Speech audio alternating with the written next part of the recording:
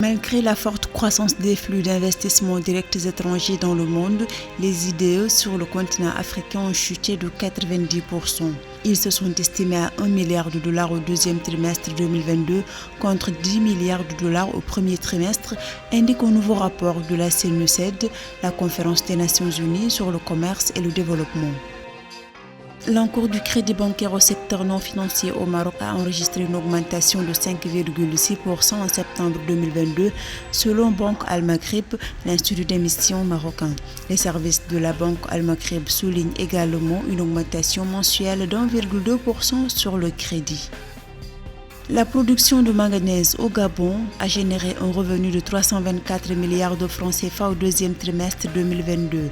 Cette performance est notamment due à la hausse de production dans les sites de Moanda et de Ndiolé, combinée à l'embellie du cours du minerai sur la période d'avril à juin 2022.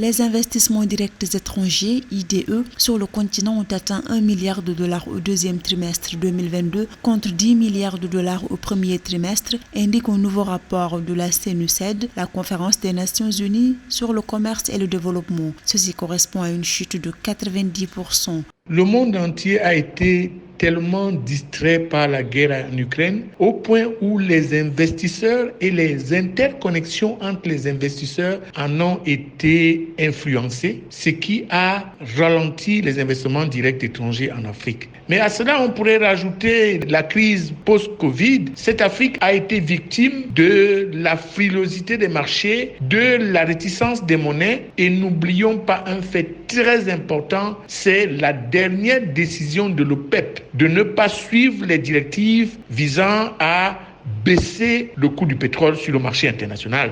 Les IDE sont une aubaine pour le continent africain. Toutefois, certains experts estiment que le continent doit commencer par ne plus se fier à ses capitaux, mais chercher à mobiliser plus de moyens internes à l'investissement. Les IDE sont très importants pour le développement de l'Afrique parce que les financements internes sont assez limités. Et c'est les placements des multinationales qui viennent augmenter la production, non seulement agricole, mais industrielle. Et c'est ça qui contribue à améliorer non seulement la balance, mais aussi l'activité économique en termes de productivité et de qualité de productivité. Le rapport 2022 de la CNUSED sur l'investissement dans le monde, publié en juin 2022, révèle que les flux d'investissement vers l'Afrique ne représentaient que 5,2% des IDE mondiaux en 2021. Ainsi, environ 45% du total des IDE sur le continent en 2021 n'est lié qu'à une seule transaction financière intra-entreprise en Afrique du Sud.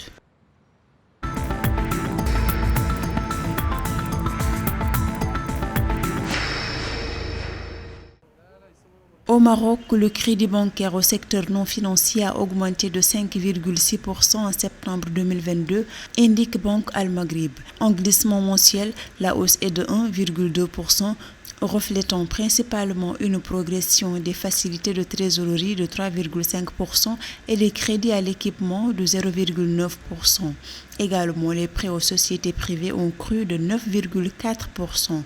Quant à la baisse des crédits aux sociétés non financières publiques, elle s'est atténuée de 6,5% et la hausse des prêts aux ménages de 3,5%.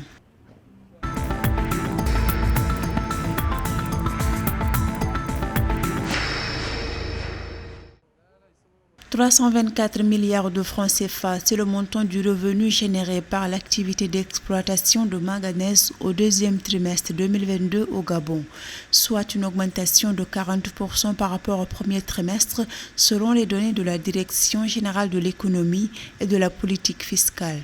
La progression de 9,1% observée dans la production serait à l'origine de cette embellie. Cette production s'est estimée à 2,6 millions de tonnes de manganèse au deuxième trimestre 2022.